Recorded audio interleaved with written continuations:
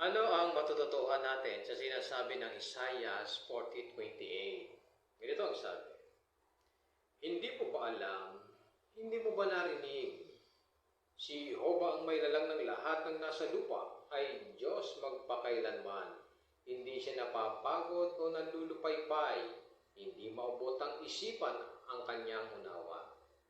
Napakaganda, no? Ipinakikita nito na hindi nilalang ni Jehovah ang lupa nang walang dahilan. Oo, para ito tirhan. Napakaganda ng pagkakagawa niya sa ating planeta. Nandito ang lahat ng kailangan natin para mabuhay tayo. Sinasabi ng mga sayantipiko na espesyal ang lupa. Ito lang ang planeta na kayang sumuporta sa buhay.